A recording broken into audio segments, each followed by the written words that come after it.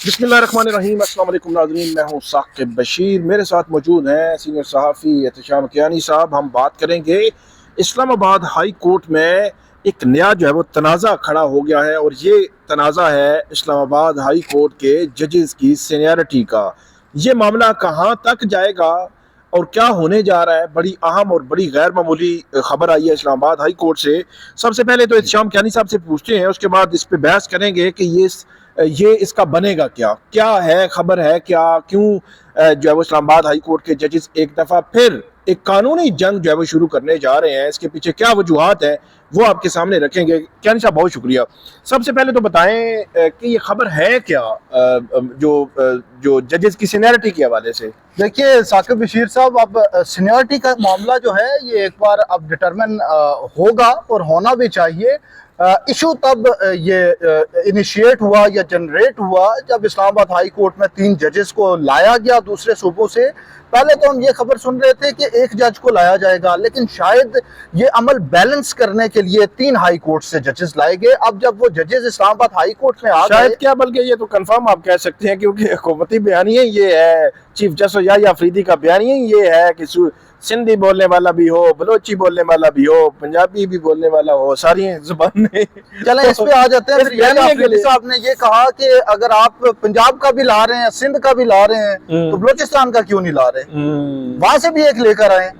3 ججز لے کر آئیں۔ اس سے پہلے 2 ججز کی بات تھی، تو یہ کہیں ایسے موڑ پہ جا کے، ایسے لیول پہ جا کے یہ طے ہوا کہ 2 نہیں بلکہ 3 ججز آئیں گے۔ بالکل آخری لمحات پہ یہ جو ہے وہ چیز سامنے آئی، اور اس کے پیچھے وجہ وہی تھی کہ ایک بیلنس کریٹ کرنا تھا کہ جو ججز ہے اس میں تمام صوبوں کی ریپریزنٹیشن ہو۔ یہ وفاقی عدالت ہے جی، ہمیں ہمارے لیے ثاقب صاحب 2 جگہ سے یہ بھی کنفرم ہو چکا ہے کہ چیف جسٹس یحییٰ آفریدی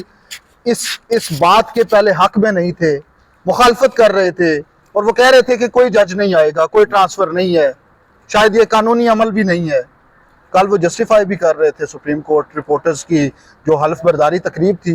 ہو سکتا ہے پہلے ان کا موقف یہ ہو کہ یہ ٹھیک نہیں ہے، اور بعد میں ان کا موقف تبدیل ہو گیا ہو۔ موقف تو یہ بھی ایک پاسبلٹی ہو سکتی ہے۔ یہ خبر جو ہے ناظرین کو ہم بتا دیں، اس کے بعد ہم اس میں ڈسکس کرتے ہیں ڈیٹیل کے ساتھ۔ اسلام آباد ہائی کورٹ میں 3 ججز تعینات ہو چکے ہیں۔ کل جسٹس سرفراز ڈوگر، اس کے علاوہ جسٹس خادم حسین سمرو اور جسٹس محمد آصف، یہ لاہور بلوچستان اور سندھ ہائی کورٹ سے آئے ہیں۔ کل اسلام آباد ہائی کورٹ کے چیف جسٹس عامر فاروق، ان کی جانب سے ایک سینیارٹی لسٹ جاری کی گئی۔ اس سے قبل 5 جو ججز تھے، انہوں نے ایک خط لکھا تھا جو تمام چیف جسٹس ہیں ان کے نام، اور ایک کاپی صدر صاحب کو بھی بھیجی تھی۔ تو اس خط میں انہوں نے اس سینیارٹی والے معاملے کو خاص طور پر اٹھایا تھا کہ ایک جج اگر دوسری ہائی کورٹ میں جائے گا تو وہ پہلے حلف جو ہے وہ نئی ہائی کورٹ میں تبادلہ ہوگا تو نئی ہائی کورٹ میں حلف لے گا، اور اس کی سینیارٹی وہاں سے شروع ہوگی۔ تو اس میں یہ سینیارٹی لسٹ جو ہے وہ چیف جسٹس عامر فاروق صاحب نے جاری کر دی، جس سینیارٹی لسٹ کے خلاف آج جو ہے وہ اسلام آباد ہائی کورٹ کے ججز اس سینیارٹی لسٹ کے خلاف جو ہے وہ میدان میں آگے ہیں، اور میدان میں اس طرح آئے ہیں کہ قانونی طور پر ان کے پاس جو رستہ ہے اس رستے کو وہ استعمال کرنے جا رہے ہیں۔ تو وہ انہوں نے جو ریپریزنٹیشن جو ہے وہ دائر کی ہے، پہلے تو یہ بتائیں کہ ریپریزنٹیشن ہوتی کیا ہے، اور اس جو دائر کی ہے اس میں کیا لکھا ہوا ہے؟ جی بالکل ثاقب بشیر صاحب، میں یہی ادھر ہی آ رہا تھا کہ 3 ججز، جب وہ 3 ججز آ گئے، سینئر پیونی جج جو ہیں وہ سرفراز ڈوگر صاحب کو بنا دیا گیا۔ ان ججوں نے اپنے خط میں کہا تھا کہ وہ آئین کے آرٹیکل 200 کے تحت اگر آتا ہے نیا حلف لے گا۔ اب جب انہیں سینئر پیونی جج بنا دیا گیا، سینیورٹی لسٹ باقاعدہ طور پر جاری کر دی گئی، تو اسلام آباد ہائی کورٹ کے 5 ججز جنہوں نے پہلے خط بھی لکھا تھا چیف جسٹس آف پاکستان کو، صدر پاکستان کو، انہوں نے اب اس فیصلے کے خلاف ایک ریپریزنٹیشن اپنے ادارے کے سربراہ کو بھیجی ہے۔ یہ ایک انٹرا کورٹ اپنی عدالت کے اندر ہی جو سربراہ ہے اس کو ریپریزنٹیشن جائے گی، اور بیسیکلی یہ ایک فارمیلٹی ہوتی ہے، محکمانہ جو جی ڈپارٹمنٹل ریپریزنٹیشن ہے۔ اور یہ ریپریزنٹیشن اگر ایک شخص ریپریزنٹیشن کو آپ آسان الفاظ کیس سمجھ لیں، آپ کیس کہہ لیں اس کو نا، اپنا جو کیس جو ہے وہ ان کے سامنے رکھا ہے، ہاں اس فیصلے کو چیلنج کیا ہے کہ جی جو آپ نے کل جو ہے وہ لسٹ جاری کی ہے نا، یہ لسٹ درست نہیں ہے۔ مطلب آسان الفاظ میں یہ جج یہ کہہ رہے ہیں اپنی ریپریزنٹیشن میں کہ آپ نے جو لسٹ جاری کی ہے یہ درست نہیں ہے. محسن اختر کیانی صاحب یہ کہہ رہے ہیں کہ میں سینئر پیونی جج ہوں یا دوسرے نمبر کا جج ہوں, دوسرے نمبر پر جج ہوں, تو میرا نمبر دوسرا ہی بنتا ہے, جسٹس میاں گل حسن اورنگزیب کا تیسرا بنتا ہے, اس کے بعد جسٹس طارق محمود جہانگیری, سارے ججز جو ہے وہ افیکٹی ہیں کیونکہ ان کا ایک ایک جو ہے وہ ڈی گریڈ ہوئے ہیں, وہ ایک ایک ان کو ڈیموٹ ہو گئے ہیں. تو وہ جو ڈیموٹ ہوئے ہیں نا وہ کہہ رہے ہیں ہم ڈیموٹ نہیں ہو سکتے قانونی طور پر, تو اس لیے وہ جو نئے آئے ہیں ان کا نمبر نیچے آنا چاہیے تھا, ہمیں ڈیموٹ نہیں آپ کر سکتے تھے. یہ کیس انہوں نے سامنے اچھا اس پہ اب انہوں نے ریزننگ کے ساتھ جیسا کہ آرٹیکل جو اس سے متعلقہ میٹر جو 194 ہے نا, 194 سیکشن حلف جو ہے وہ کوئی بھی ہائی کورٹ کا جج لیتا ہے تو 194 اسپیسیفک ایک ہائی کورٹ ہے. جیسے اسلام آباد ہائی کورٹ کا جج حلف لے گا تو وہ اپنی ہائی کورٹ کا نام لے کر حلف لے گا, پنجاب کا لے گا تو وہ لاہور ہائی کورٹ کہے گا, سندھ کا لے گا تو سندھ ہائی کورٹ کہے گا. تو ججز کہہ رہے ہیں کہ جب ہائی کورٹ کے لیے حلف لیا ہے اسپیسیفک ایک ہائی کورٹ کے لیے, تو آپ دوسری ہائی کورٹ میں تبدیل کیسے کر سکتے؟ اچھا یہ کنسپٹ جو ہے پاکستان کا وہ فیڈریشن کا نہیں ہے, یا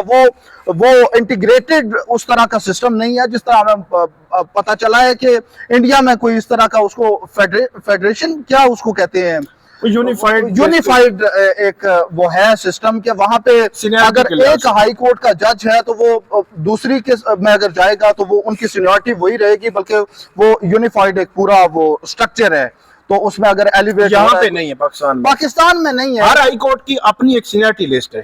جی بالکل, وہ الگ سے اپنی آزادی ہے, خود مختاری ہے ہر ہائی کورٹ کی. تو اس حوالے سے جب اس بات پہ جاتے ہیں تو دوسری ہائی کورٹ کا جج جو کہ اسپیسیفکلی اس ہائی کورٹ کے لیے حلف لیتا ہے, وہ دوسری ہائی کورٹ میں ٹرانسفر ہوگا تو نیا حلف لے گا. اس کی سینیارٹی اس کے دوسرے حلف کے دن سے پھر ڈٹرمن ہوگی. یہ ججز کہہ رہے ہیں. اب ریپریزنٹیشن یہ بھیجی ہے, چیف جسٹس عامر فاروق کو کہا ہے کہ آپ کا فیصلہ درست نہیں ہے, اس فیصلے پہ ہماری یہ اب آپ سے یہ اپیل ہے, اس اپیل کو ڈیسائیڈ کریں. آئدر وے انہوں نے ڈیسائیڈ کرنا ہے, اور جب ادارہ جاتی ریپریزنٹیشن ڈیسائیڈ ہو جاتی ہے تو پھر اس کے بعد عدالتی لڑائی شروع ہوتی ہے. اس سے پہلے بھی عدالتی لڑائی جیسے شوکت عزیز صدیقی نے لڑی, گو کہ انہیں عہدے سے ہٹا دیا گیا, نوکری سے نکال دیا گیا, لیکن آخر میں وہ سرخرو ہوئے. جسٹس قاضی فائز عیسیٰ نے یہ لڑائی لڑی, وہ بھی سرخرو ہوئے, اس کے بعد چیف جسٹس بنے اور اپنے گھر گئے. اب ان ججز کو بھی اپنا حق لینے کے لیے لڑائی نے جو جس طرح کا رول ادا کیا ہے, ان کو تو ویسے پہلے ہی گھر جو ہے وہ چلے جاتے, تو اس نظام کے لیے آپ کو پتا تھا, ہم لوگ تو ان کے لیے مطلب ہم کہتے تھے کہ بڑی ذاتی ہو رہی ہے. اس نظام کے لیے جو جتنا خطرناک ثابت ہوئے جسٹس قاضی فائز عیسیٰ, اور انہوں نے جتنا نیگیٹو رول جو ہے وہ ادا کیا, اور جو آج کل آپ عدلیہ میں دیکھ رہے ہیں, نظام کو جب وہ تبدیل ہوتا ہوا آپ دیکھ رہے ہیں, 26ویں ترمیم ہے, سب کچھ جو ہے وہ اس کے پیچھے اگر آپ کھرا ڈھونڈیں گے تو وہ جس قاضی فائز عیسیٰ ان تک جو ہے وہ پہنچ سکتا ہے. تو وہ تو اگر سچویشن تھی تو وہ چلے جاتے. پھر بہرحال تو اس کے بعد جو سٹرگل ہے وہ ججز کی جو ہے وہ جاری ہے. اب آپ یہ بتائیں کہ فار ایگزامپل عامر فاروق صاحب ہیں, وہ ریپریزنٹیشن میں کیا فیصلہ ان کے حق میں کریں گے, ان کے خلاف کریں گے, تو دونوں صورتوں میں کیا ہوگا؟ اچھا ثاقب صاحب, اگر عامر فاروق صاحب کا فیصلہ ان کے حق میں ہونا ہوتا تو وہ پہلی سینیورٹی لسٹ ہی وہ جاری نہ ہوتی. بالکل ٹھیک ہے. یہ ایک میرے خیال میں یہ فارمیلٹی ہے, جو فارمیلٹی ہائی کورٹ میں کسی دوسرے ادارے کا کوئی امپلائی آتا ہے تو اس سے بھی پہلے پوچھا جاتا ہے آپ نے ریپریزنٹیشن فائل کی تھی. جی کیونکہ یہ بنیادی چیز ہے, آپ نے ایک فورم ایگزاسٹ کرنا ہوتا ہے, تو یہ فورم ایگزاسٹ کرنا ہی ہے میرا خیال ہے, اس سے زیادہ کچھ نہیں ہوگا. اچھا, اس میں ایک چیز جو مجھے سمجھ آ رہی ہے, فارمیلٹی تو ہے لیکن ان کو ایک سپیکنگ آرڈر جو ہے وہ پاس کرنا ہوگا. سپیکنگ آرڈر, اس آرڈر کو چیلنج کیا جائے گا, وجوہات ریزننگ وہ پورا دے کے کہ کیوں انہوں نے وہی سینیورٹی لسٹ جو انہوں نے جاری کر کی ہے کل, وہی سینیورٹی لسٹ اس کو درست کہہ رہے ہیں, اس کے پیچھے کیا ریزن ہے, کیا وجہ ہے, کس لا قانون کے تحت وہ کہہ رہے ہیں, یہ ان کو جو ہے وہ ریزننگ جو ہے وہ دینی ہوگی. اچھا ثاقب صاحب, یہ تو بالکل دینی ہوگی. یہ تو مطلب اگر سسٹم اس طرح سے چل پڑے تو کل کوئی اور چیف جسٹس کسی اور ہائی کورٹ کا بن رہا ہوگا, وہ اچھا نہیں لگے گا, اس کا چہرہ اچھا نہیں لگے گا, اس کی آزادی خود مختاری اچھی نہیں لگے گی, تو کسی اور ہائی کورٹ سے کسی تیسرے نمبر کے جج کو چنا جائے گا جو اس سے سینئر ہوگا. بڑی ہائی کورٹ ہے نا لاہور ہائی کورٹ, تو وہاں پہ تو ویرائٹی ہے بڑی, وہاں سے اٹھا کے کل بلوچستان کا سندھ ہائی کورٹ میں, یہ تو ایک راستہ کھل گیا ہے نا, ایک دروازہ کھل گیا ہے جو بند نہ ہونے والا ہے. اس میں ایک اور چیز بھی بڑی اہم ہے, جب ہم بات کر رہے ہیں تو 4 فروری ختم ہو چکا ہے, 5 فروری کی جو ہے وہ چھٹی ہے, اور 6 فروری تھرسڈے ہوگا, اور 7 فروری فرائیڈے ہوگا، 2 ورکنگ ڈیز، اور 8 فروری جو ہے وہ ہفتے کا دن ہوگا، اور اس کے بعد 9 فروری ہوگا سنڈے، اور 10 فروری کو جوڈیشل کمیشن آف پاکستان کا اجلاس ہونا ہے۔ تو اس لحاظ سے اگر ورکنگ ڈیز کا حساب لگائیں تو 2 ورکنگ ڈیز بچتے ہیں، اگر ہفتے کا بھی ڈال لیں تو پھر 3 بچتے ہیں۔ تو ان 3 ورکنگ ڈیز میں چیف جسٹس عامر فاروق صاحب جن کے سامنے یہ ریپریزنٹیشن فائل ہوئی ہے، اب یا تو وہ فیصلہ کریں گے، ڈکلائن کریں گے، فیصلہ لکھیں گے، کیا کریں گے، یا ان دنوں میں کچھ نہیں کریں گے، یا وہ کرتے بھی ہیں، کچھ بھی نہیں کریں گے، یہ ابھی کچھ آئیڈیا نہیں ہے ہمیں۔ لیکن اگر فرض کریں کہ 10 فروری کو وہ سپریم کورٹ میں ایلیویٹ ہو جاتے ہیں، سپریم کورٹ کے جج بن جاتے ہیں، تو سپریم کورٹ کے جج بننے کے بعد جو ہے وہ نہیں کر سکیں گے۔ اس کی وجہ یہ ہے کہ ان کی جگہ جو ہے وہ کوئی قائم مقام چیف جسٹس آئیں گے، پھر اس کے بعد مستقل چیف جسٹس جو ہے وہ آئیں گے۔ تو اور اگر جسٹس سرفراز ڈوگر جو ہے وہ مستقل چیف جسٹس آ جاتے ہیں، پہلے قائم مقام بنتے ہیں اور مستقل آ جاتے ہیں، تو پھر معاملہ یہ ہوگا کہ جو دوسری اس میں مخالف فریق آپ اس کو کہیں ان ججز میں،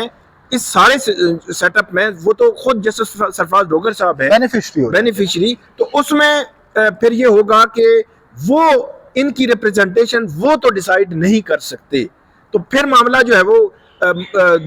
دونوں صورتوں میں اب بظاہر ایسے لگ رہا ہے کہ یہ معاملہ جائے گا سپریم کورٹ میں، اور وہاں جائے گا آئینی بینچ کے سامنے، کیونکہ آئین کی تشریح کا معاملہ ہے، اور وہ اب قانونی جنگ جو بہرحال آج سے جو ہے وہ شروع ہو چکی ہے انٹرنلی۔ ثاقب صاحب، یہ 2 دن جو آپ نے بتائے، ہفتے کا دن بھی ریپریزنٹیشن ڈیسائیڈ تو کی جا سکتی ہے، ان چیمبر ہی کرنی ہے، اس میں کوئی